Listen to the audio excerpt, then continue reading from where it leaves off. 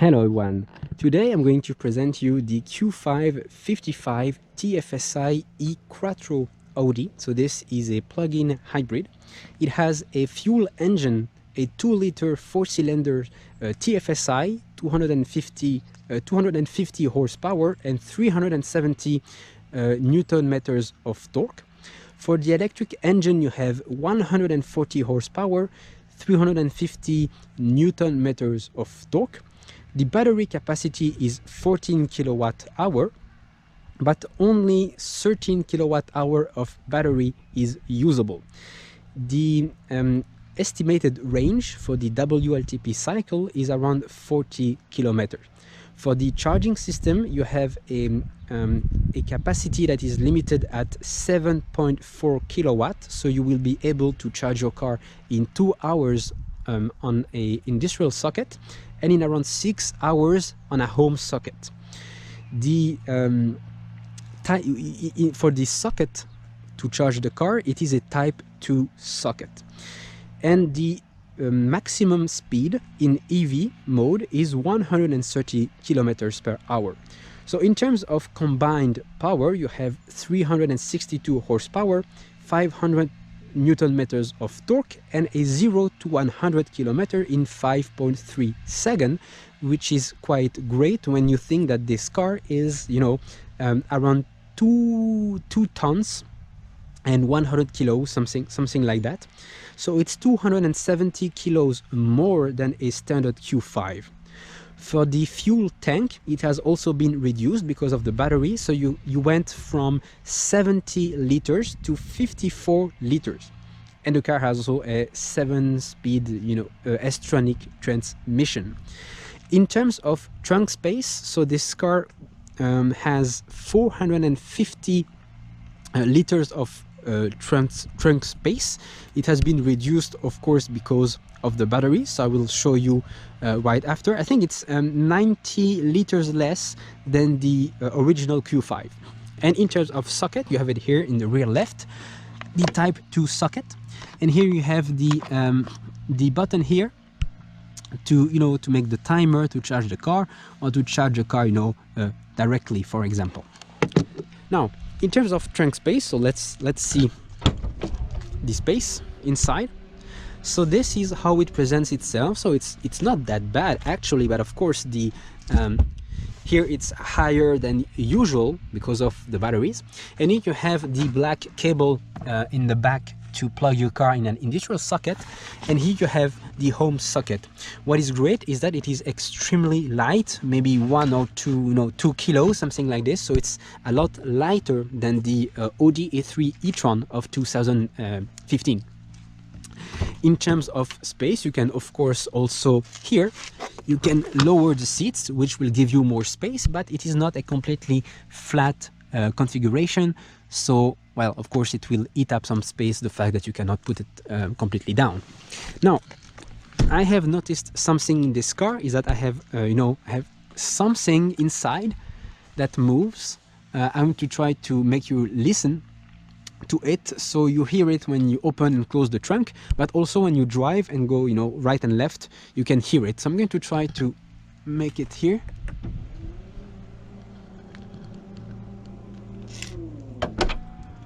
So I don't know if you heard there was something moving. It was not that, it was very short. Sometimes it's, depending on this piece that is inside, it depends where it is. Sometimes it's, it's more deep and you will hear the sound more, but I don't know what it is. So here in terms of materials, you have some kind of a soft plastic, aluminum, leather, soft plastic and hard plastic here. In terms of seats, you're gonna have here nice tissue with leather, and you are very well seated.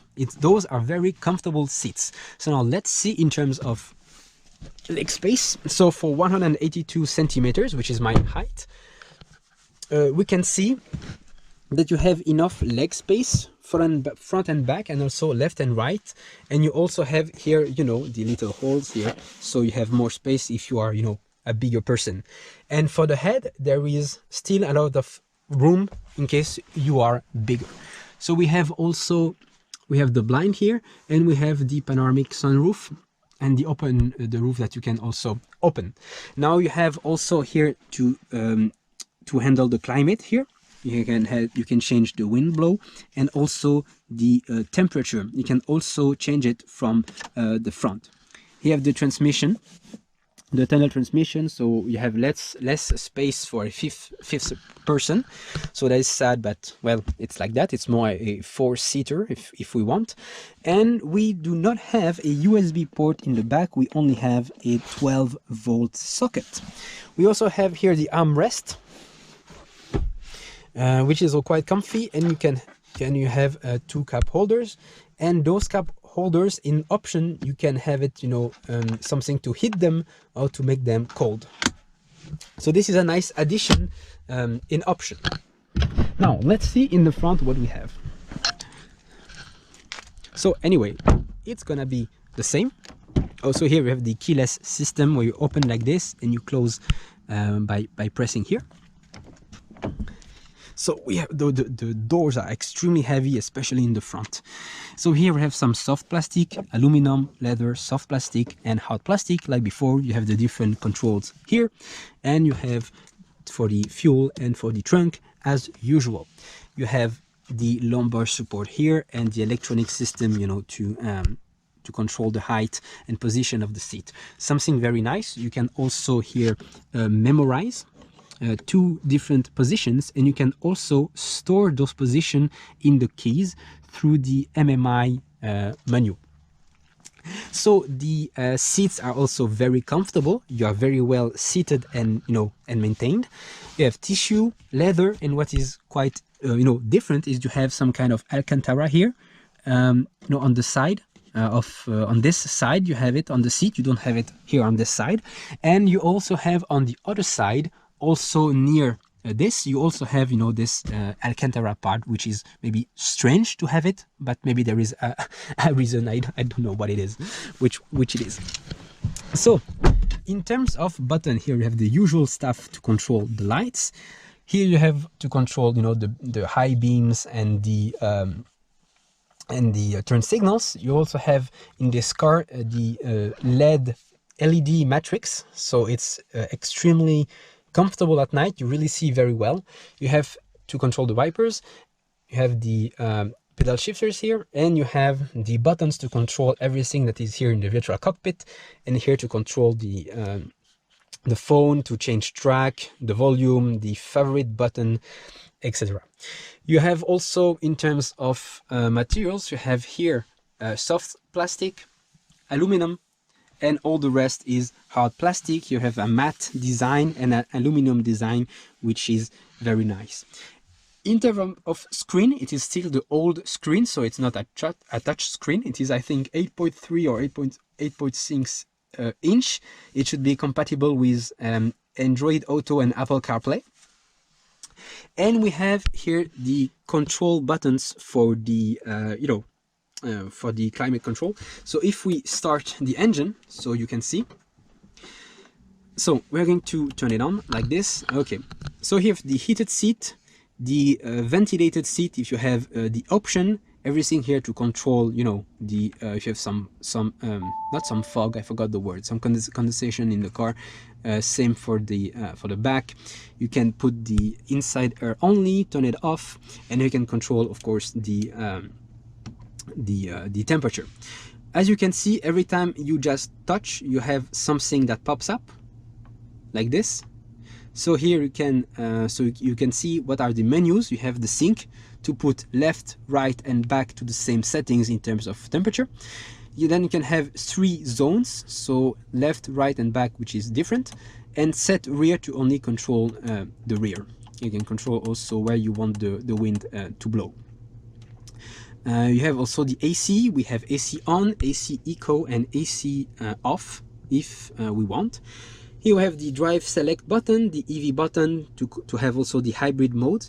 We have to turn off the ESC, the parking assist, the parking sensors, the assistant of descent, the descent assistant, and to turn off the screen. You have a little space here to put I don't know what, because actually it's not deep enough or large enough to put a phone, the USB port, 12 volt. We have also the MMI touch pad here, which is only compatible with fingers or with hand gloves that are like hands. If you have a leather hand glove, for example, an old one, it will not work on this trackpad. Here you have the standard button as usual. You have to change the gears to control the tracks, volume and on off of the infotainment system. A little space here, cup holders here, and a little space here to have also a USB port and an auxiliary port, a jack port right here. Now let's talk about I'm just going to turn off the heat. Now let's talk about what we have in front of us. So we have two views of the virtual cockpit. We don't have a lot of personalization possible in this car, of customization. We only have those two modes. So let's start with the first one. We can see here that we have the power that you are going to ask for the car, going to charge when you are braking, for example, ready when the car is on, and it goes up until 60% for the electric engine. And then we have the if you ask too much of the car, you will have the fuel engine coming on and coming off, and the boost function where you will have both engines on to give you these 362 horsepower. Here you have the RPMs, the gear that you have engaged, parking, rear, neutral, DSM, and we have here of course the speed as usual. We have the electric, the battery capacity or the battery level that we have, and the fuel level on the right. We can also here see different menus. So we have the sorry, I forgot to put it in English. We have the clock, we have the range. Here we're at 45 of range. We had 49 when I charged the car, and this 45 kilometer, the EV range, is dynamically updated depending on the features of the car that you are using. For example, if I'm going to put high temperatures, 23 degrees, for example, as you can see, we just dropped to 37 kilometers. It will also change depending on the heat or cold that you are asking. The more heat you ask, the more you will drop in terms of range. Then we have the consumption. So we have the live one here with the bars, and we have the average here that will be shown. We have also for the short-term memory, long-term memory, the different assist system, like you can see here, the lane assist. If you have the dynamic cruise control, the dynamic adaptive cruise control, you will have also a little logo of a car in front. You can also have here some prediction of the car that I will talk about after. If you have, for example, a intersection, a roundabout, or something like that, it will tell you here you have a roundabout coming up. Please take your foot off the accelerator pedal, and I will show you that after in the menus, and we will make a test drive so I can show you also how it works. We can also here have all, the road signals, signs that can be shown here. Then we can have, of course, the phone. We can have the media system, if it's Bluetooth, if it's CD, if it's radio. You can have the phone section, and on the right you can have also the GPS that I will not show here. And then we have the change view that I wanted to show you. Here we go. So you have different information. You have also this that has appeared. You do not see anymore the RPMs. You only see the power of the car that you are asking. And you have a little logo here that will appear if you have the fuel engine coming off, if it turns on. And here you have the oil temperature, oil and water temperature. They have this is oil temperature, sorry. And you have of course the system on if you're using the electric engine, if you are recuperating energy, if you are using the fuel engine, etc., etc. And here it's the same, it's completely the same. Now, if we click on the right, what do we have? You can change here the, as you can see here on the left, you can see what you want. Nothing, electric consumption, fuel consumption, average speed, time of trip, and the distance, the range that you have, run, and the date if you want. There is also if we go back, we have also on the left here, you can see if it's a combined system, only power or only RPMs. But this, I think, okay, it affects also the small one here. So let's put the combined system, but I do not see the RPMs here. I don't know how it works for the small one, but for this view. Now, if we go back to this view, you can of course change. It will affect both of them. As you can see, you only have power, you don't have the RPMs anymore. So now let's put everything like before. What was it? Okay, it was not this one. There's a lot of buttons. Sorry guys, just trying to find it. And here we go. Now we can also change here, what is here or what is here. So those are the same. If you press on the right button, you can have the, as I said before, sorry, I already said it, you can change all this on the left. Sorry, I forgot. And then we can have also another thing. If we press on the left button, you can switch to the energy flow system that will be shown right here, if you ever wanted to have it, here. Now let's put everything back to normal. Okay, right. Now, some explanations. So as I said, you have different kinds of modes. You have the electric mode, the hybrid mode, and the battery hold mode. So those works in a different ways. Let's first speak about the EV mode. So the EV mode, you're going to see here, plain green. Plain green means that in EV mode, up to 60% here, and this can also, go down depending on your battery level, you will be in full electric. If you go over it, you will have the fuel engine going off. This is how it works. Now, if we go to the hybrid mode, so this is more like a real hybrid car. You have here, it's not plain anymore.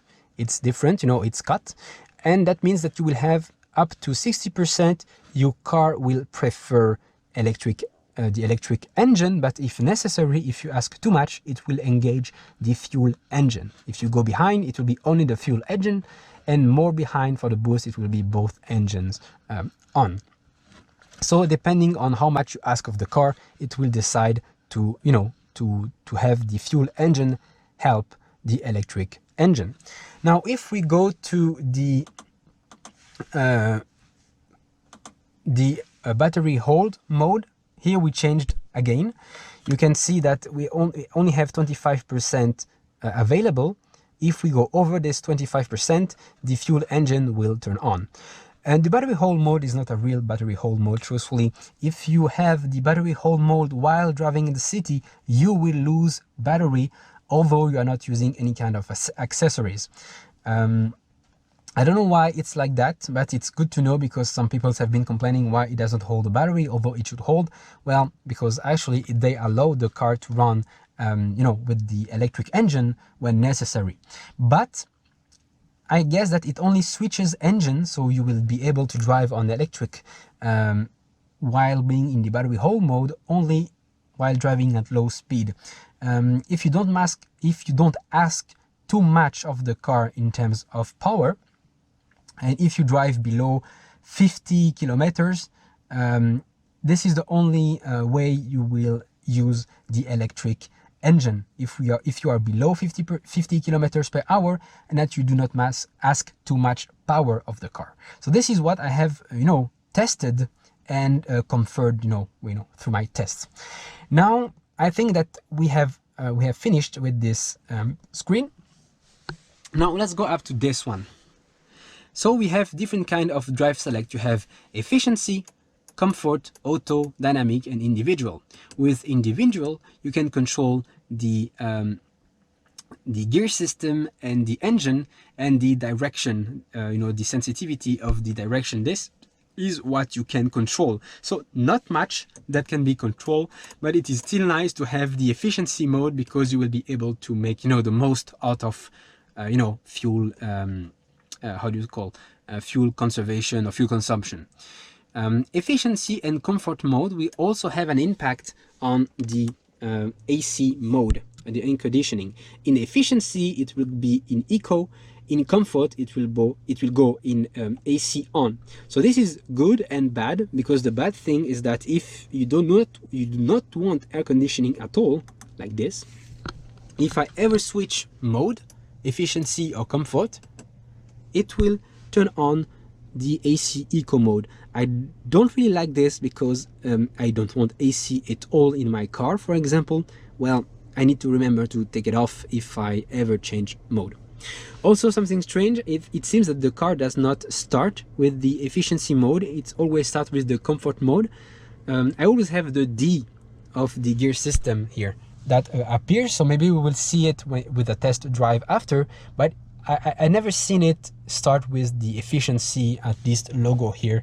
I did not pay attention if here it was marked efficiency or normal, so this comfort. So this we'll have to test. Then you have the auto mode, which brings you a mix of the efficiency and comfort. And then you have the dynamic mode. The dynamic mode will, sorry for the, for the light. The dynamic mode will engage the sport mode automatically. And the sport mode is different, as you can see, because you will always be using the fuel engine. As you can see, from 0, you have the fuel engine coming up. So I'm going to, sorry, I just forgot to show you. So this here, we are in S1, we are in S mode. Now, if I go back to efficiency, we have efficiency, and then we go to the back to the dynamic. You can see how it changes the thing. But we are in battery hold mode. Okay, so I know that when you engage the sport mode, your car will be in battery hold mode, in terms of you cannot have a dynamic and EV mode. Now, there is something quite strange, is that you can be in the S mode and be in efficiency. This is quite weird. This is quite strange, because efficiency should affect also the how do you say, efficiency should affect the RPMs for the gears, for the gears to go upper and lower, it affects. So I don't understand how it can be efficiency and sport mode. This maybe we need to check after what it does really. I've noticed it yesterday when I was driving, but it was almost at the end of the drive. So I think that it's a bit done. I have said everything to say about this car in terms of hybrid. In terms of consumption in hybrid modes, so in hybrid and battery hold mode, because I was playing for like 30 kilometers with those modes, I was around 3 liters per 100 kilometers, so those are very nice numbers. Now, for the bad points, I'm sorry guys if I take 1 minute of your time to say all of this. So first we have the doors that are way too heavy. People often have, they have to close it twice, because it's very hard to close them. It's heavy and hard to close them. I also have some noise in the doors while driving, depending on the road conditions. If you have a bump, for example, both doors in the front will make a noise, very strange, but it's a heavy noise. I cannot produce it myself. It's something, very deep. It's actually very strange. Then we have the trunk, where I have this noise in the back. We have the screen that makes also some noise. So if I put the car in electric, there is a background noise, quite annoying when you are, when you're standing still with the car. But this is, I can hear it. And if you switch in the screen, the noise gets higher. I don't know if you can hear it. I don't know if you can hear this, but if you do not drive, you really hear it. So this is for me a bad point, because I don't understand why, and the noise disappears when I turn off the little screen.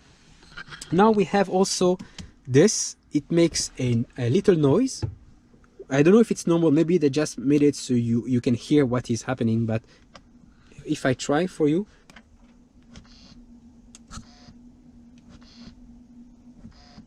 So this is a strange noise. I don't understand why it's here. Then we have maybe this incoherence with what I just explained you before, with you can be in sport mode while also being in the efficiency mode. This I don't understand. Then we also have the fact that we cannot go over 60% in full electric mode. The fuel engine will be engaged. Then we have the battery hold mode, which that does not really hold the battery. I have the maybe to test it again after, but the thing here is not really aligned correctly. If I align it, the car goes a little bit to the right. I don't often see this in cars, but it happens.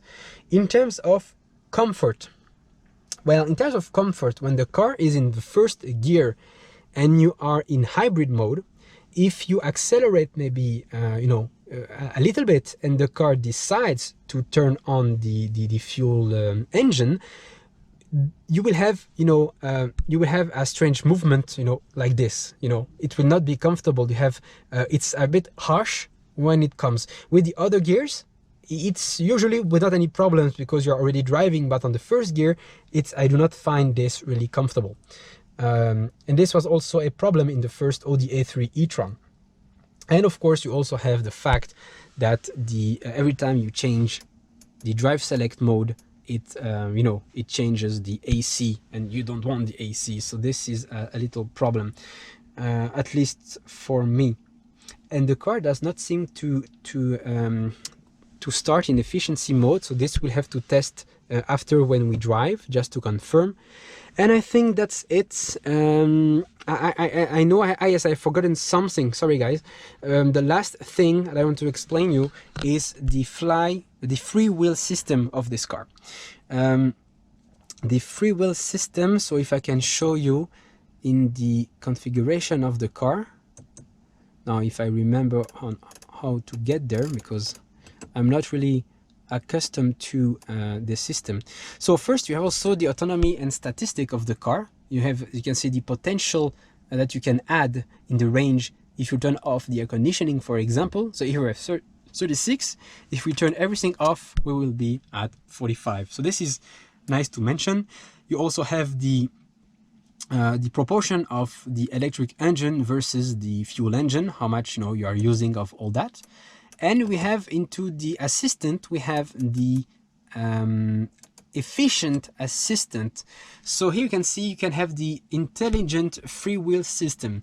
So this will allow the car, depending on the situation, to propose you, for example, to engage, so not to propose you, but to engage freewheel, or how do you call it, the energy recuperation, so the car will slow down by itself to recuperate some electricity.